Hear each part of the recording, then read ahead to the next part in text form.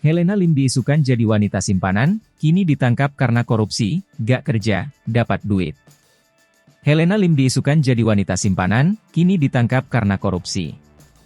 Hal ini mencuat karena Helena Lim hidup foya-foya meski tak pernah nampak bekerja. Sosok Helena Lim kini menjadi sorotan setelah diduga melakukan korupsi yang merugikan negara 271 miliar rupiah. Tak ayal kehidupan Crazy Rich Peika itu kini semakin diobok-obok oleh media. Dari dulu, Helena Lim sering disorot dengan kemewahannya, meski begitu bahkan hanya segelintir orang saja yang tahu apa pekerjaannya. Ternyata jauh sebelum terjerat kasus korupsi timah, Helena Lim sering digosipkan jadi wanita simpanan. Gosip itu mengemuka di lingkaran Crazy Rich Peika, karena nyaris tak pernah posting aktivitasnya bekerja, entah itu pertemuan bisnis atau kerja sama berkait pengembangan usaha. Pada postingan Helena Lim di media sosial hanya ada party dan traveling ke luar negeri. Ia memamerkan banyak momen menghabiskan waktu untuk foya-foya.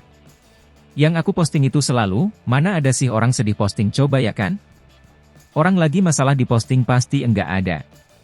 Jadi orang-orang lihat aku kayak kok ini orang enggak kerja ya, tapi bisa hidupnya enak-enak, party lah, jet ski lah, keluar negeri lah, kayaknya dia simpanan si A si B si C, itu aku paling sering dengar. Ucapnya saat jadi bintang tamu podcast Mary Riana dikutip tribun-medan.com dari tribuntrends.com. Seringkali gosip tersebut sampai ke telinga Helena Lim.